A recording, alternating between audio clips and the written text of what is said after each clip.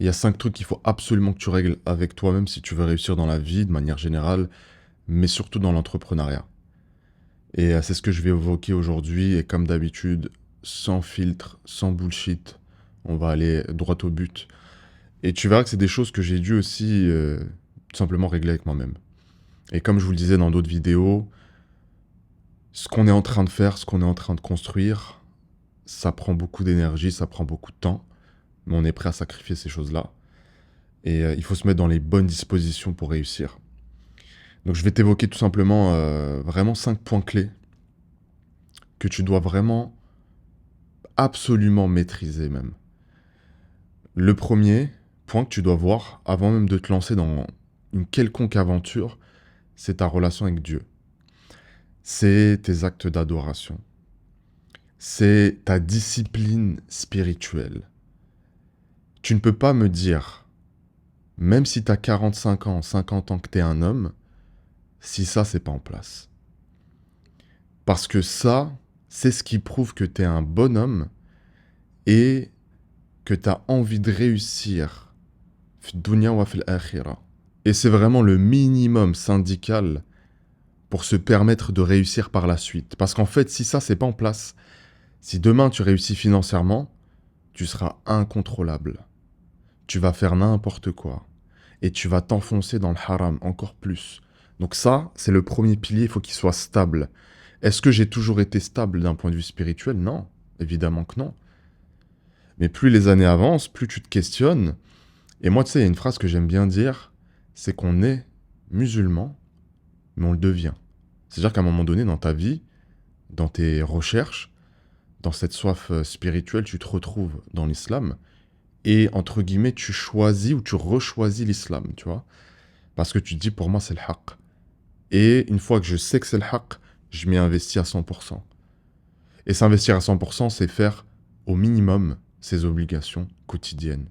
Donc, il faut vraiment revoir cette relation au divin et la chérir, la traiter avec beaucoup d'amour, parce que ça va te débloquer énormément de choses dans ta vie. Et ça va t'apporter une stabilité incroyable. C'est vraiment les racines.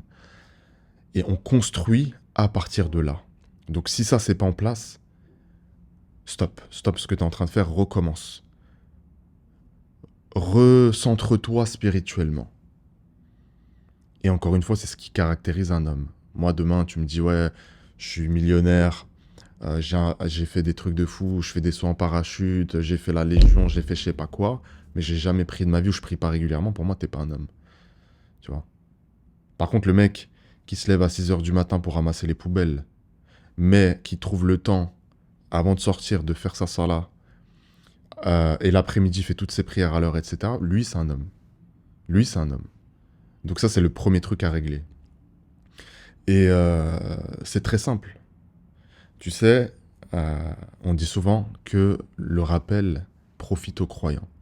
C'est ce que tu dois faire. Si aujourd'hui, tu es loin de Dieu, si tu es loin d'Allah, subhanahu wa ta'ala, la première étape, c'est de te rapprocher de lui. D'être convaincu. Et pour faire ça, bah, tu ouvres le Coran et tu te mets à lire. Ne serait-ce que, allez, quelques versets par jour au début. La deuxième étape, c'est tu vas regarder euh, des prédicateurs, qu'ils soient français ou autres, peu importe, qui vont te rappeler Allah.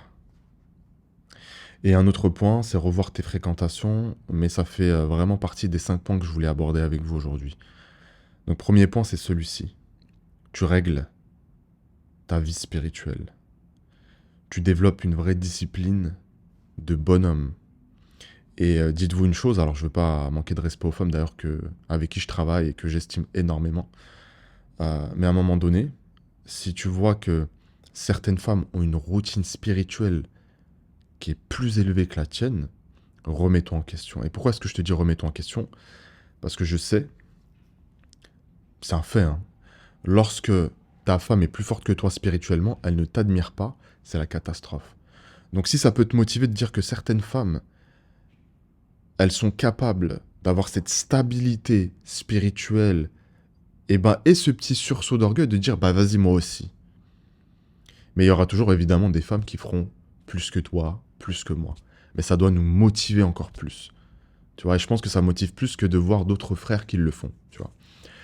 Donc ça, c'était le premier point. Le deuxième point que tu dois absolument contrôler dans ta vie, en tout cas au maximum, c'est ta santé physique. C'est ta santé physique. Si aujourd'hui, tu n'as aucune activité physique, si aujourd'hui tu manges comme un cochon, il y a un problème. Et encore une fois, on a tous eu des périodes comme ça. Mais là, je parle vraiment dans ta vision long terme. Ça fait combien de temps que tu es là-dedans? Ça fait combien de temps que tu négliges ta santé? Que tu la fais passer au dernier plan? Et je sais ce que c'est. Et souvent, quand tu es entrepreneur à succès, tu es tellement focus sur le taf, taf, taf, taf que tu en oublies ta santé. Mais c'est une erreur que j'ai faite. Et aujourd'hui, j'ai pas envie que tu la fasses. Donc ta santé, c'est pareil. Elle doit être réglée. Activité physique. Tu prends une activité physique que t'aimes. Je sais pas, moi par exemple, j'ai un pote à moi qui fait du ping-pong. On pourrait se dire, ouais, ça fait pitié, c'est ridicule. Mais lui, il kiffe. Et ça lui permet de se dépenser. Moi, ce que je conseille, c'est vraiment d'avoir une activité de force, de puissance. Ça peut être la musculation, powerlifting, la gymnastique, que sais-je, et un sport de combat. Niveau des sports de combat, moi, je recommande, parce que c'est ce que je fais, des sports de percussion, Muay Thai, kickboxing, boxe anglaise. Maintenant, comme vous le savez, en islam, il est interdit de frapper au visage. Bah, tu ne fais pas de sparring, tu ne fais pas de combat. Tu tapes dans le sac. Mais au moins, ça va t'aider à développer un certain niveau de confiance en soi et la capacité de défendre tes proches. Et surtout, au niveau cardiovasculaire, c'est juste incroyable. Pour ceux qui font des sports de combat, vous savez de quoi je parle. Le cardio, quand tu tapes dans le sac ou quand tu fais un sparring, etc., c'est particulier, c'est intense. Donc ça va entretenir ta santé. Ensuite, l'alimentation, euh, ça devrait être automatique, mais même, j'allais dire, je devrais en faire une vidéo à part entière, mais tu fais attention. Tu manges un peu de tout. Moi, je suis pas de ceux qui te disent, ouais, diète cétogène, Atkins, etc. Non, mange un peu de tout avec modération. Je recommande toujours de compter ses apports caloriques. Tu prends MyFitnessPal et tu comptes tes apports au quotidien. De ne pas négliger tes sources de lipides, d'accord? Ça booste la testo. T'évites au maximum tout ce qui va être ultra transformé. Euh, et tu devrais t'en sortir. Et au niveau de la nutrition, il y a un truc qui est très important aussi, c'est d'apprendre à gérer ses niveaux de faim. Est-ce que j'ai vraiment faim ou pas? Est-ce que j'ai soif? Est-ce que là, mon corps me le demande ou est-ce que c'est une pulsion? Est-ce que j'ai besoin de dopamine? Tu vois? Est-ce que j'ai besoin d'activer mes hormones du plaisir avec du chocolat, des gâteaux, etc. Et là, tu as en face de toi un mec qui avait pris à un moment donné 30 kilos. Donc voilà, qui était passé de 80 à 100 kilos. 80-85, c'est mon poids de forme pour un 1m83. Donc, très important. Voilà. Deuxième point, c'est la santé. Il faut que ça soit carré parce que tu verras que si aujourd'hui tu as une routine avant de te lancer dans tes projets de vie, avant de te lancer dans le mariage ou dans l'entrepreneuriat, tu vas limiter la casse. Parce que ça va dégringoler, mais au moins, tu auras cette conscience et ces habitudes de bien-être qui vont te maintenir à un niveau raisonnable. Mais le tout, c'est d'être un homme et de se dire que dans la vie d'un homme, il y a plein de choses que je dois maîtriser et il faut pas que je me relâche. Ouais, c'est des discours toxiques, non, le patriarcat, et on n'est pas dans ça. C'est juste la vérité. Tu veux être un homme avec un grand H, sois solide, et une routine de vie solide. Et ces piliers-là, ils sont extrêmement importants. Et aujourd'hui, tu sais, parce que moi je parle beaucoup d'entrepreneuriat sur cette chaîne, tu vas vite comprendre que les entrepreneurs qui les ont négligés pour faire beaucoup d'argent sont obligés d'y revenir. Parce que ce sont des leviers de croissance même dans le business. Ça t'apporte un équilibre mental. Ça te fait sortir du brouillard. Parce que quand tu manges mal, tu es dans un brouillard. De la flemme, de la fatigue. Donc tous ces trucs-là, ils doivent être maîtrisés. Absolument maîtrisés. Le troisième point, et il va nous en rester deux après celui-ci, c'est paye tes dettes. Paye tes dettes. Si tu te lances dans l'entrepreneuriat et que tu es endetté de malade, tu te tires une balle dans le pied. Moi, je vais te raconter un peu ce que j'ai fait. C'est très simple. J'avais 6 000 euros de dette à la banque, de prêt étudiant à taux zéro. Alhamdoulilah, j'ai eu la chance de trouver ça à taux zéro. J'avais un frère qui m'avait prêté peut-être 4-5 000 euros au total. Donc, à une période de ma vie, j'avais ouais, presque un peu plus de 10 000 euros à payer, on va dire.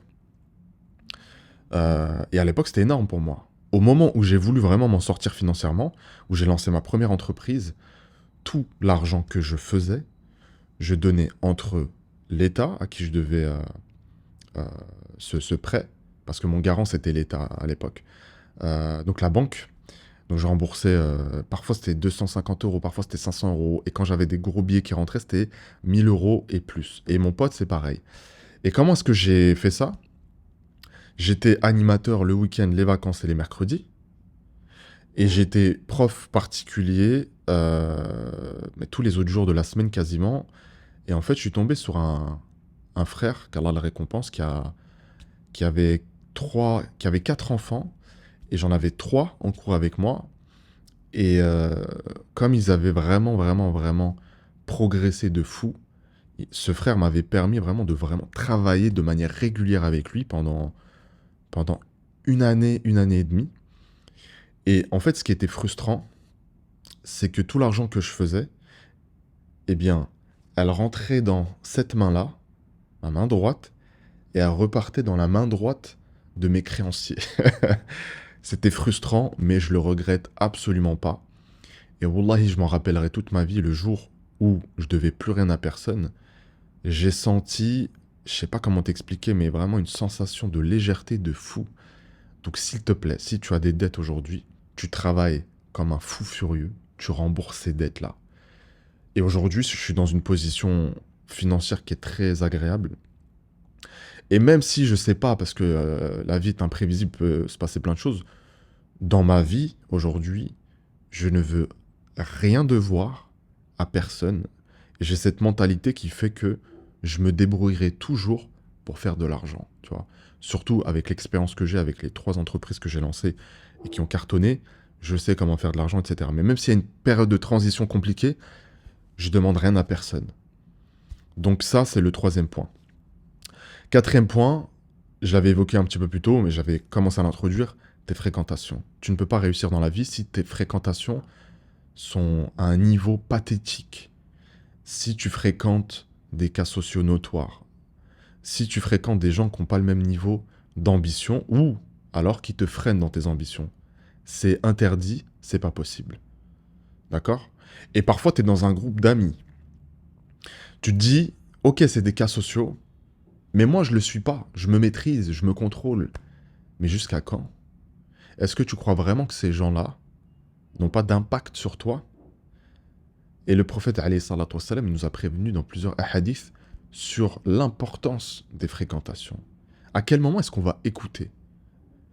Est-ce que c'est au moment où on va regretter, se dire «Ah, c'est de leur faute, je les ai suivis dans leur délire, etc.» Donc là, ce que tu fais, c'est que tu coupes maintenant, avec des fréquentations qui ne te ressemblent pas. Maintenant, est-ce que tu dois t'entourer exclusivement de millionnaires, de gens riches? Non, absolument pas. Mais au moins de personnes qui partagent tes codes, tes principes et tes valeurs, et au minimum qui te rappellent Allah. C'est trop important. Et je sais que c'est pas facile à faire. T'as tes habitudes, ils sont plus ou moins drôles, ils sont plus ou moins gentils. Et alors? Il y a un rappeur, même si, bon, alhamdoulilah, on n'écoute plus de musique aujourd'hui, etc. Mais dans une interview, il disait je traîne avec des gens par intérêt. Et ouais, il a raison. Et l'intérêt, c'est pas que matériel. Ça peut être un intérêt spirituel, ça peut être un intérêt dans la motivation, ça peut être un intérêt dans un tas de choses. Donc tu me vires les fréquentations qui te servent à rien aujourd'hui. Et je l'ai fait à un moment donné. J'avais un cercle d'amis. Individuellement, c'était des personnes très correctes. Mais le groupe n'était pas bon pour moi. Donc j'ai quitté ce groupe. Et je leur souhaite aucun mal. Et je leur souhaite le meilleur du monde. Et j'espère qu'ils avancent dans leur vie aussi. Mais pour ma croissance, j'ai dû être égoïste et penser à moi. Tu vois. Donc ça, c'est important. Euh, N'aie pas peur. N'aie pas peur. Voilà. Je participe plus à vos activités. Me parlez pas de vos chichas, soirées, je sais pas quoi. Parler sur les gens, c'est plus pour moi, etc. En fonction des vices dans lesquels tu es tombé à cause de ces fréquentations-là. Et je vais vous raconter une histoire. Il y avait un gars de mon quartier qui est un peu plus petit que moi. Et les grands, un peu plus grands que lui, lui disaient: attention, tu traînes avec des gars, c'est pas bon pour toi. C'est pas bon pour toi. Et ils disent: non, non, non, moi, vous voyez, je fréquente la mosquée, je suis quelqu'un de droit, etc. Mais quelques années plus tard, ça a pas loupé. Voilà. Je vais pas donner son nom, mais ça a pas loupé. Et ça, c'est des histoires qu'on a vues et revues et encore. Des gens qui étaient très gentils, très calmes, très pieux, qui sont tombés sur les mauvaises personnes et qui se sont cassés la figure. Et enfin, le dernier point, et s'il te plaît, je veux pas que tu le négliges celui-là, tu dois soigner ta relation aux femmes. Si aujourd'hui t'es pas marié, évidemment. Si tu passes de femme en femme, si tu as cette maladie de parler avec beaucoup de femmes, si tu t'es tellement dans un mal-être que tu as besoin de ça pour te dire que tu existes et que tu sais que ça t'apporte du bien en fait, même dans le haram, ça va être très compliqué pour toi. Parce que ton énergie, elle va se disperser. Tu as déjà pas mal de trucs à faire là. Tous les points qu'on a vus, déjà tu dois régler tout ça. Tu ne peux pas perdre de temps à courir après les femmes. Et moi, je suis pas dans le délire de red pill, les femmes, c'est un frein au succès. Je suis moi-même marié et j'ai moi-même rencontré ma femme quand j'étais dans une situation où j'avais déjà lancé ma première entreprise, mais voilà, j'étais pas blindé, tu vois. Donc moi, ce que je recommande, et vraiment là, c'est pas une vérité générale, je me base sur ma propre expérience, c'est d'essayer de trouver ta femme quand ton projet il est lancé. Pas quand tu as réussi, mais quand ça y est, dans ta tête, tu as un projet qui est clair, tu vas te donner à 2000% et tu commences peut-être à avoir certains résultats. Je te dirais pas de rencontrer quelqu'un quand tu as réussi parce que tu sauras jamais pourquoi elle est avec toi. Donc voilà, moi quand j'ai connu ma femme, qu'Allah la préserve, j'étais dans un truc où j'avais mon projet qui était lancé, j'avais mes premiers résultats, mais c'était pas la folie. Donc voilà. Et attention, les femmes, elles sont très importantes aussi. Et c'est pour ça qu'il faut bien choisir. En fait, le problème, c'est pas les femmes, c'est ta relation aux femmes qui peut te freiner. Donc si tu es dans une relation haram, c'est simple. Soit tu te maries avec cette femme-là, soit tu sais que pour ton projet, c'est pas viable et tu la quittes. Et en fait, sois un homme solide, prends des décisions pour toi, pour ton business, pour ton avenir. Et ça sera aussi une forme de respect envers cette femme. Et je sais qu'il y en a beaucoup qui ont cette maladie des femmes. Je suis obligé de parler avec elles, je suis obligé d'être sur des sites de rencontres, je suis obligé d'avoir cette présence féminine, tellement ma vie, elle est éclatée au sol. Remets ta vie en ordre. Respecte tous ces points que je viens d'évoquer avec toi, tu vas remettre ta vie en ordre dans les mois qui suivent. Et tu n'auras plus besoin de l'attention, de la validation des femmes ou de cette présence. Tu seras trop concentré sur toi. Et quand tu auras fait ce travail-là, tu te diras, là j'ai besoin d'une femme, j'ai pas besoin des femmes, mais j'ai besoin d'une femme. Et là, fais tes recherches, qu'Allah te facilite en ce sens si tu n'es pas marié. Mais en tout cas, si tu n'es pas marié, il faut que tu soignes cette relation aux femmes. C'est primordial. Donc voilà les gars, c'est tout pour aujourd'hui. Prenez soin de vous et au boulot. Assalamu alaikum wa rahmatullah.